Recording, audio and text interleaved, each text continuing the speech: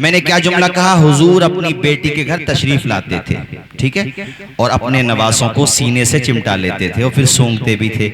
सूंघते इसलिए थे कि वो दोनों फूल हैं जन्नती।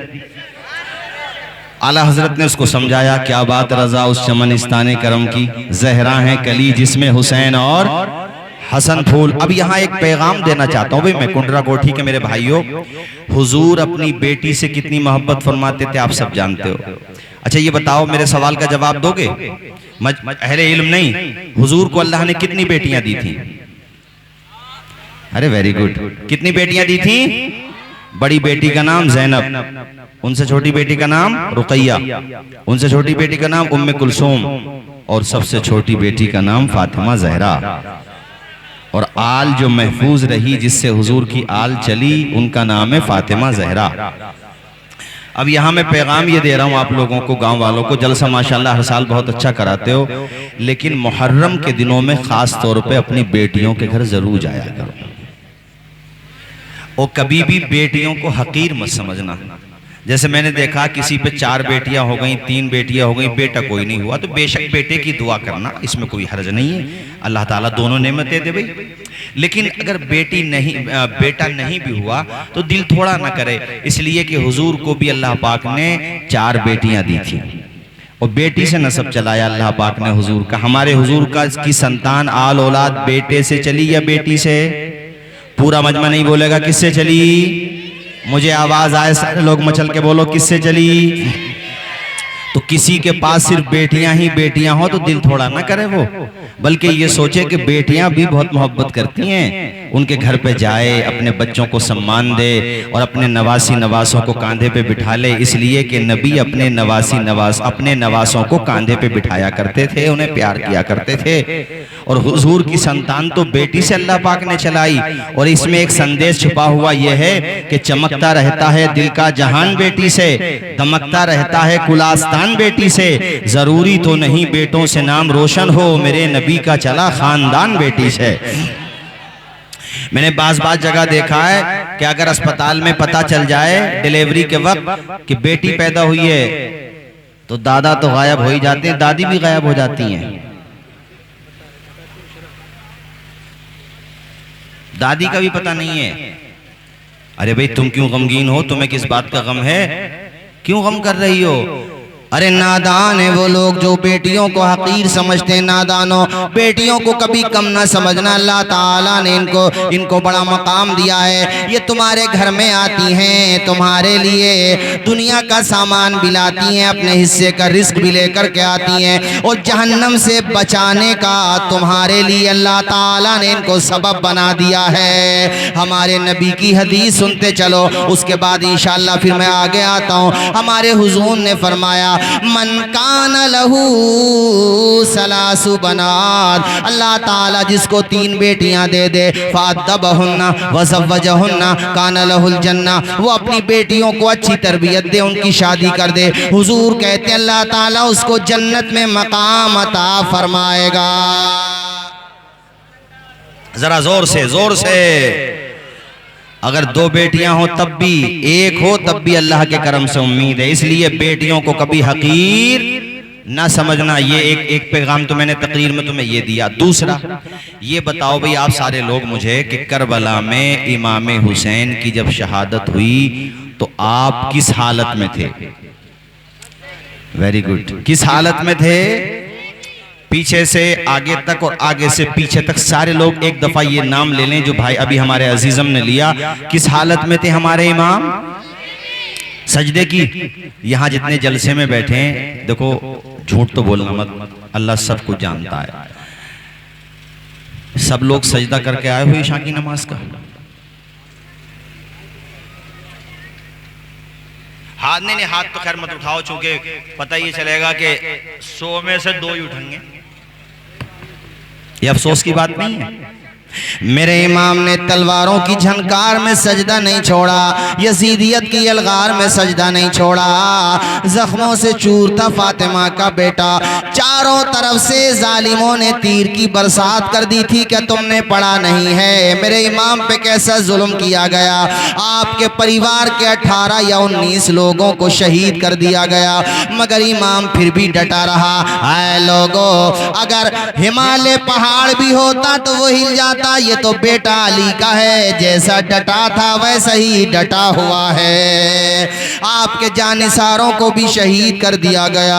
अल्लाह अल्लाह, कितना जुल्म किया गया मेरे इमाम पर। मगर मेरा इमाम जब दुनिया से जा रहा है, पुश्ते फरज से जमीन पे आता है, सजदे की हालत में है, पेशानी खुदा की बारगाह में झुकी हुई है। सुभान रब्बियल आला, सुभान रब्बियल आला। क़यामत तक आने वाले नाना जान के उम्मतियों को मेरे हुसैन ने समझा दिया, हमारे प्यारे आका हुसैन ने समझा दिया। है मेरे नाना के उम्मतियों, देखो अगर मुझसे मोहब्बत करते हो तो सजदों से प्यार करो, नमाज से मोहब्बत किया करो, तुम्हारी मस्जिदें वीरान नहीं होना चाहिए। आज कितना अफसोस होता है, जलसों में भीड़ बहुत होती है, अच्छी बात है, अफसोस दूसरी बात पे होता है। अफसोस इस बात पर होता है कि काश जिस तरह जलसे में मजमा आता है, उर्सों में मजमा आता है, भीड़ भाड़ होती है, काश इसी तरह 5 मरतबा मस्जिदों में मजमा आने लगे तो बेड़ा पार हो जाए।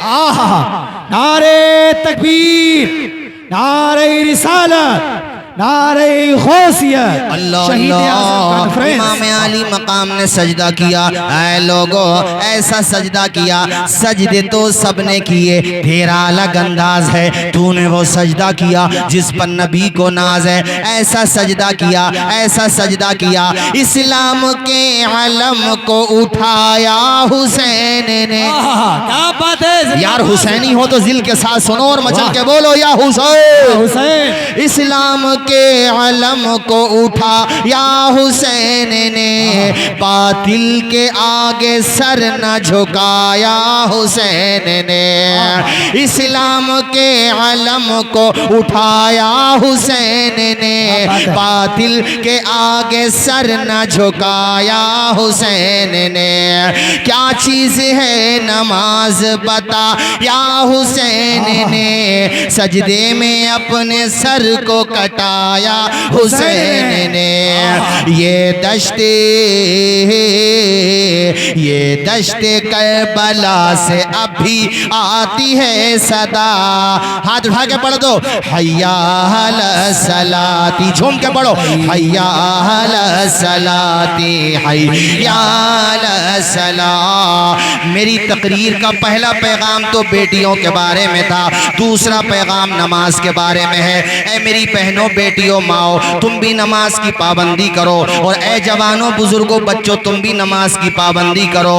अपने कारखाने पे बैठे हुए हो, अपने घर पे लेटे हुए हो, खाना खा रहे हो तो बेशक खाने से फारिग हो जाओ। दुकान पे बैठे हो, कस्टमर को बोलो भैया दुकानदारी बाद में होगी, पहले खुदा की इबादत होगी।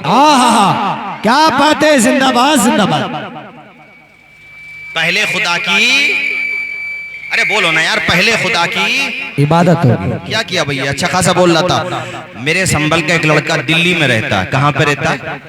जलसे में, जैसे आज आपके वहाँ आया, वहीं पे मैं तीसरा पुश्ता है एक जगह, वहीं पे तो वो प्रोग्राम में गया था, शास्त्री पार्क से थोड़ा सा आगे। वो मिल गया, काफी दिनों के बाद मिला तो मुलाकात हो गई। अब जैसे मौलाना हाफिज साहब को मेरा पता चला, बेचारे मोहब्बत में मेरी आए, हालांकि ये आते वैसे भी, लेकिन मुझसे मिलने भी गए कि हजरत आपका पता चला तो मैं आया।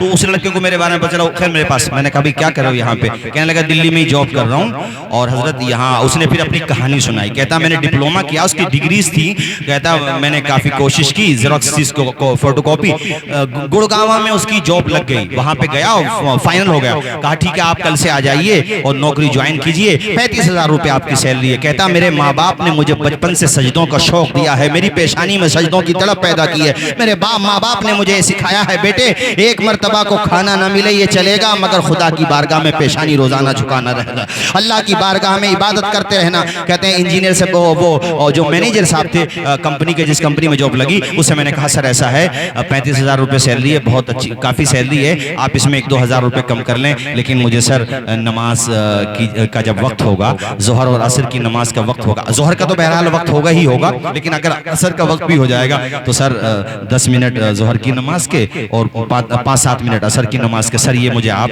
15 मिनट चलो जोहर की नमाज के मान लो, ये आप मुझे दे दिया करें। तो मैनेजर कहने लगे नहीं नहीं, ये तो अलाउ नहीं है हमारे वहाँ पे, यहाँ पे जॉब करने आए हैं आप, तो ये कैसे होगा कि हम आपको नमाज की परमिशन दे दें। कहता है हजरत इतने दिनों के बाद तो जॉब लगी, उधर से घर से प्रेशर भी था, बेटे पैसों की जरूरत है, पैसों का इंतजाम करो, इधर जॉब लगी मगर नमाज की परमिशन नहीं मिल रही थी। कहते हैं मैंने दिमाग की नहीं सुनी, दिल की सुनी, और मैंने सोचा जिस खुदा ने पैदा किया है वो भूखा नहीं रखेगा मुझे, वो मुझे सहारा देगा, वो मुझे सम्मान दे, वो मुझे किसी का मोहताज नहीं बनाएगा, अल्लाह ताला पे भरोसा है मुझे। वो कहते हैं हजरत इतने दिनों के बाद तो जॉब लगी मगर मैंने नमाज की खातिर उस जॉब को ठोकर मार दी, और मैंने कहा ऐसी जगह जॉब नहीं करता जहां मुझे नमाज की इजाजत नहीं हो। बुलबुल को फूल, शम्मा को परवाना चाहिए, हमको रसूल पाक का, आवाज आए हमको रसूल पाक का, अल्लाह अकबर। कहता हजरत मैंने जॉब को ठोकर मार दी और मैंने कहा नहीं करूंगा जॉब, वहां से आ गया। कहता और रास्ते में मेट्रो में आ रहा था हजरत, बहुत दिल में ख्याल आ रहा था इतने दिनों के बाद जॉब लगी और फिर ये अब वो भी छूट गई, शैतान बहका रहा था, मगर मेरा दिल मुतमईन था कि जिस खुदा के लिए मैंने जॉब को, नौकरी को ठोकर मारी है, वो खुदा मुझे इससे बेहतर नौकरी अता फरमाने वाला है। जरा झूम के बोलो यार जोर से सुभान अल्लाह। बात हुसैन के सजदे से निकली है, मैं तुम्हें सजदे की अहमियत समझा रहा हूँ। सिर्फ पूरे साल में जलसा करते हो बहुत अच्छी बात है, मगर इससे ज्यादा अच्छी बात यह है कि कुछ सीख के जाओ और अपनी मस्जिद को आबाद कर दो, फर्मा बरदार बन जाओ, अपने माँ बाप के नेक बन जाओ, कुरान पढ़ने वाले बन जाओ, और दुआ ये करो कि जिस तरह तुम्हारे वहां पर हजरत मुफ्ती आबिद साहब इफ्ता करके जामिया अशरफिया से आए हैं, अल्लाह करे हर घर में एक मुफ्ती हो, एक आलिम हो, बेटी आलिमाएं बन जाए, आलिमात बन जाएं, आपके बेटे उलमा बन जाएं, तब देखो इस बस्ती में कैसा इल्म का चराग रोशन होगा। ये जलसा तुमने किया है इस्लाह की नियत से बैठो, सिर्फ मैंने तुमसे बेशक नारे भी लगवाए, मगर सिर्फ नारे लगाना भी मकसद का हल नहीं है, बल्कि इमाम हुसैन को वक्त आने पे अपना सर भी कुर्बान करना पड़ा है, राह खुदा में जान का नजराना भी पेश करना पड़ा है। वो लड़का मुझे बता रहा था हजरत मैंने नौकरी को ठोकर मार दी और मैंने कहा जहां नमाज नहीं वहां नौकरी नहीं। जिंदाबाद जिंदाबाद। वहां जहां नमाज नहीं वहां छोड़ दी। कहते दूसरी दफा मेरे पास फिर नोएडा सकोलाई में वहां पे पहुंच गया, हो गया वहां पे जाकर के नौकरी हो गई मेरी। मैंने उनसे भी यही बात रखी, कहते हैं हजरत कंपनी का मालिक गैर मुस्लिम था, देखो इसको कहते हैं हुसैनी। सुभान अल्लाह, जरा जोर से बोलो ना यार सुभान अल्लाह। ये होता हुसैनी। कहते हैं हजरत कंपनी का मालिक गैर मुस्लिम था, जब मैंने उसको कहा कि मुझे नमाज पढ़ना है, कहते हैं वो खड़ा हो गया। आज के दौर में भी ऐसे मुसलमान पाए जाते हैं। बेटा पहले तो मैं तुझे देता जो देता, मगर अब तेरी सैलरी 40,000 रुपए रहेगी।